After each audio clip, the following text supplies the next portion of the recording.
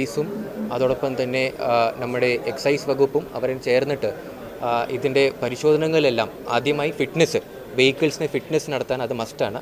എല്ലാ വെഹിക്കിൾസിൻ്റെ ലിസ്റ്റ് അവർ അദാനിക്ക് അത് കൊടുക്കണം, അദാനിക്കാർ ഇവിടെ സമർപ്പിക്കണം, പോലീസിനെ സമർപ്പിക്കണം, ഫിറ്റ്നസ് എല്ലാം പരിശോധന നടത്തണം. ഓവർലോഡിങ്ങിന് വേണ്ടിയുള്ള പ്രത്യേക സ്ക്വാഡുകൾ നിയമിക്കും, അത് മസ്റ്റാണ്. സമയം ക്രമങ്ങളിൽ മാറ്റം എടുക്കും.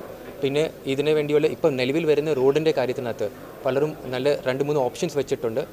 ഈ റോഡിൽ പകരം വേറെ റോഡുകൾ ഉപയോഗിക്കാൻ വേണ്ടി.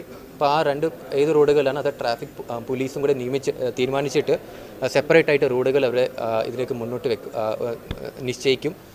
അതുകൂടാതെ തന്നെ നമ്മുടെ ഈ വെഹിക്കിൾസ് എല്ലാം കൊണ്ടുവരുന്ന അതിനകത്ത് ഈ ഓവർലോഡിങ് ഉണ്ടാകുന്ന ഒരു പ്രധാനപ്പെട്ട വിഷയം. അപ്പോൾ ബോഡിയിനുള്ളിൽ നിലനിർത്താനും നിലവിലുള്ള നിയമപ്രകാരമുള്ള രീതിയിലുള്ള ടണ്ണേജ് മാത്രമേ കൊണ്ടുവരാൻ പറ്റുന്ന രീതിയിൽ അത് അവിടെ കൊണ്ടുവന്ന് ലോഡ് കയറ്റുന്ന സ്ഥലത്തിലും ഇവിടെ ഇറക്കുന്ന സ്ഥലത്തിലും പരിശോധന നടത്താൻ അത് ഉറപ്പ് വരുത്താനും ആണ് ഇപ്പം നിലവിലുള്ള ഈ എൻഫോഴ്സ്മെൻറ്റ് സംബന്ധമായ കാര്യങ്ങളും റെഗുലേറ്ററി സംബന്ധമായ കാര്യങ്ങൾ തീരുമാനമെടുത്തത്. അതിന് ഇതിനുള്ള കൃത്യമായ ഒരു മാർഗരേഖ അത് പോലീസും ജില്ലാ ഭരണകൂടം കൂടെ ആലോചിച്ചിട്ട് ഒന്നിച്ച് തന്നെ വിത്തിൻ 2 ദിവസത്തിൽ തന്നെ അത് ഇറക്കും. അതുകൂടാതെ തന്നെ നമ്മൾ കുടുംബാംഗങ്ങളിലെ നഷ്ടപരിഹാരത്തിന് സംബന്ധമായ കാര്യത്തിനകത്തും കുടുംബാംഗങ്ങളോട് സംസാരിച്ചിട്ട് ഇന്ന് തന്നെ വൈകുന്നേരത്തോടെ തന്നെ ഇതിനു വേണ്ടി ഒരു റിപ്പോർട്ട് സർക്കാരിലേക്ക് സമർപ്പിക്കും. അതാണ് എനിക്ക് പറയാനുള്ളത്. അദാനിനെ സംബന്ധമായുള്ള ഈ പോലീസ് ഇൻക്വയറി സംബന്ധമായ കേസസ് എല്ലാം അത് പോലീസ് തന്നെ ഏറ്റെടുക്കുന്നുണ്ട്, അത് കൃത്യമായി അന്വേഷണം നടത്തുന്നുണ്ട്. അതിന് നഷ്ടപരിഹാര സംബന്ധമായ കാര്യം കൂടെ അതിനൊരു ഉടനെ തന്നെ ഇന്ന് തീരുമാനമാവും. Thank you. യെസ്, ടന്നേജിനെയും കൂടെ അപ്പോൾ ഇവിടെ ലോഡ് ഇറക്കുമ്പോൾ അല്ലെ ടന്നേജ് ഇവിടെ പോർട്ടിൽ ഇറക്കുമ്പോൾ അതും കൂടെ പരിശോധിക്കണം. അപ്പോൾ തന്നെ ആ വിവരം MEDക്കും കൂടെ അറിയിക്കണം. അപ്പോൾ ഇപ്പം ഇവിടെ ഇറക്കുമ്പോൾ തന്നെ ഓവർലോഡ് ആണെങ്കിൽ പിന്നെ അതിനനുസരിച്ചുള്ള പേയ്മെൻറ്റ് കൊടുക്കാൻ പാടില്ല to the concern contractor, because അത് നിയമലംഘനമാണ്.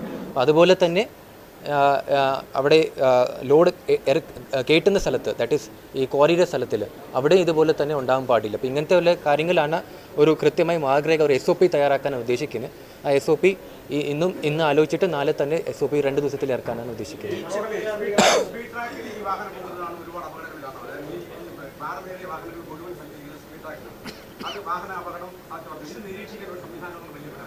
അപ്പോൾ ഇതിനെക്കുറിച്ചുള്ള കാര്യമാണ് നമ്മൾ ഡിസ്കസ് ചെയ്തത്. അപ്പോൾ ആ കാര്യങ്ങളിൽ വേണ്ടി പ്രത്യേകമായിട്ട് MEDയും പോലീസും കൂടെ രണ്ടുകൂടെ ആലോചിച്ചിട്ട് ടെക്നിക്കലി ഇതുപോലെ തന്നെ സംബന്ധമായ വിഷയങ്ങളും കൂടെ SOPയിൽ ചേർത്തിട്ട് അത് നടപടി സ്വീകരിക്കും.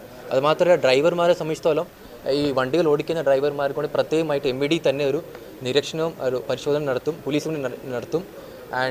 അതോടൊപ്പം തന്നെ ഒരു പ്രത്യേക ട്രെയിനിങ് കൂടി കൊടുക്കുമെന്നാണ് ഉദ്ദേശിക്കുന്നത്. ഇപ്പോൾ സമയം രാവിലത്തെ ഏറ്റവും കൂടുതൽ തിരക്കുള്ള സമയം, വൈകുന്നേരത്തിൽ ഏറ്റവും കൂടുതൽ തിരക്കുള്ള സമയം, ആ സമയത്ത് പൂർണ്ണമായി ഒഴിവാക്കാനാണ് ഇപ്പോൾ ഒരു ധാരണ ആയത്.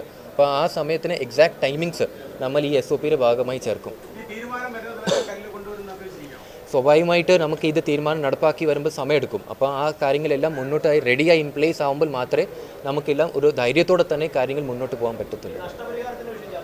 നഷ്ടപരിഹാരത്തിന് വിഷയം എല്ലാവരും മുന്നോട്ട് അവരവരെ അഭിപ്രായങ്ങൾ രേഖപ്പെടുത്തി അതിനെ ബേസിൽ സർക്കാർ തലത്തിൽ തീരുമാനിക്കേണ്ട കാര്യങ്ങൾ സർക്കാർ തീരുമാനിക്കും.